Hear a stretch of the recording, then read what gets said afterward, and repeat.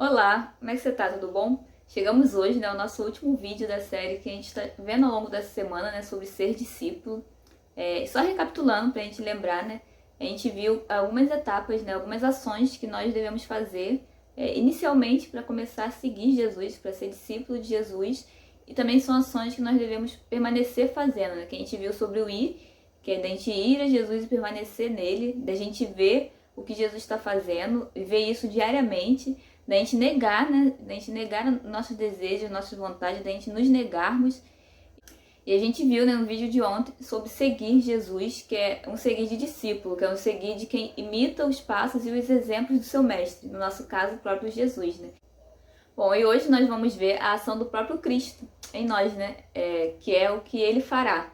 E a gente vai usar como texto base Mateus 4, a partir do versículo 18, né? Que diz assim: E Jesus, andando junto ao mar da Galileia, viu a dois irmãos, Simão, chamado Pedro, e André, os quais lançavam as redes ao mar, porque eram pescadores. E disse-lhes: Vinde após mim, e eu vos farei pescadores de homens. Então eles, deixando logo as redes, seguiram-no. Bom, é interessante a gente observar, né, que Jesus, ele chama eles quando eles estavam trabalhando, estavam fazendo o ofício deles, né, de pescadores, e Deus usa a linguagem deles, né, para se comunicar, né. Ele vê que eles estão pescando, ele fala, né, vem comigo que eu vou fazer vocês mais do que simples pescadores que ficam lançando a rede ao mar. Eu vou fazer de vocês pescadores de homens. E aqui vem aquela questão, né, que eu comentei no vídeo anterior, né, sobre Jesus não destruir nossos sonhos. Ele dá um significado eterno. Ele não pega tudo que a gente sabe e simplesmente descarta. Não, ele fala assim, o seu dom, o seu talento, aquilo que você já sabe fazer, eu posso aprimorar. Aprimorar de forma que você vai usar isso para a glória do meu nome, que você vai usar isso para alcançar pessoas. É muito o que Paulo também comenta, né? Paulo, ele comenta que tudo que ele sabia, ele considerou como perda, que ele tinha como ganho, mas ele usa isso tudo para ser esterco, ou seja, ele usa isso tudo para adubar o conhecimento dele do Senhor.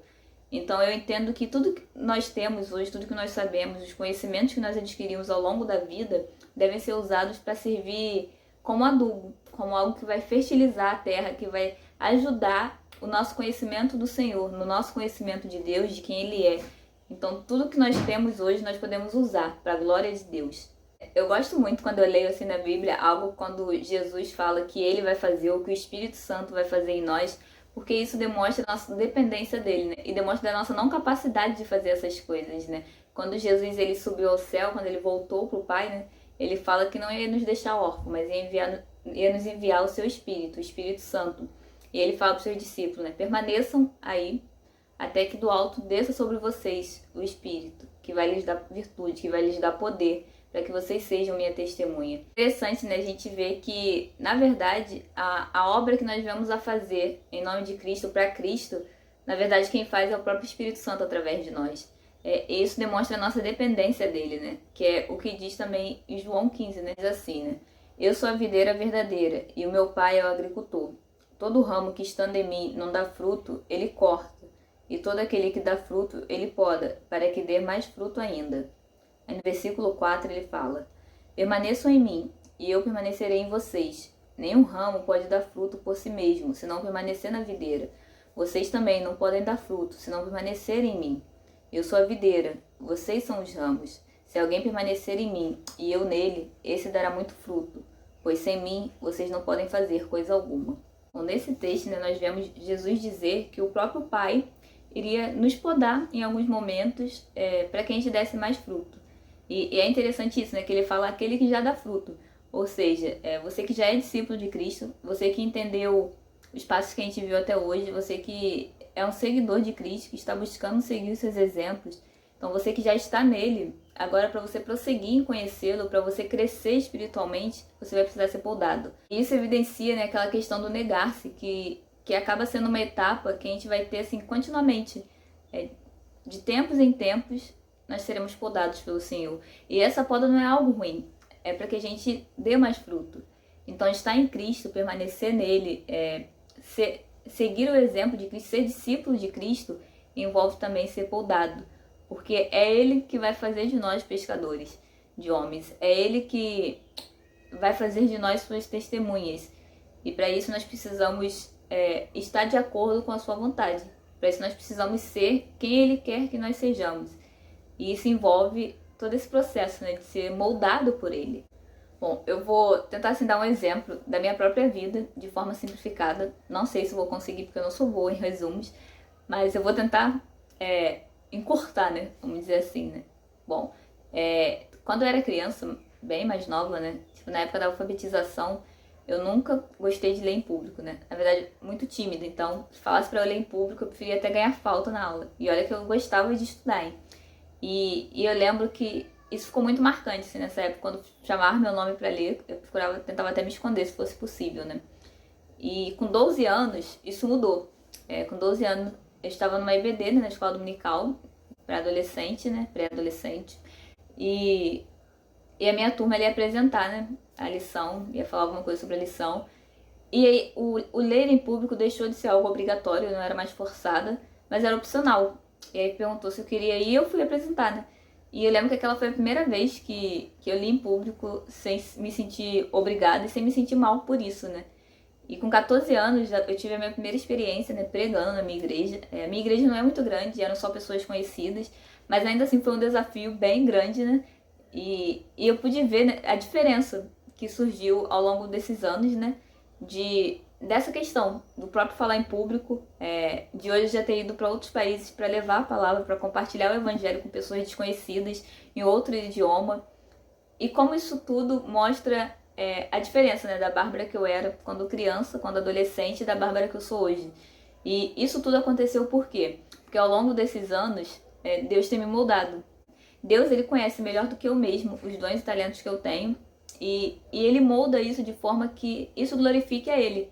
Então, todo o crescimento que eu estou tendo em relação a isso, em relação a falar em público, a me expressar, em compartilhar o Evangelho, é algo para a glória dele. Então é algo que ele faz em mim. E eu tenho convicção disso, porque eu sei quem eu sou e eu sei que por minha livre e espontânea vontade eu não estaria falando em público. Eu não escolheria compartilhar o evangelho com outras pessoas, não porque eu não quisesse, mas porque não é algo que eu gosto de fazer naturalmente, mas é algo que hoje me dá alegria. É algo que hoje eu não consigo me imaginar viver sem fazer. E por isso eu posso dizer que esse caminhar com Cristo, esse crescer em Cristo, envolve pelo menos duas características, né?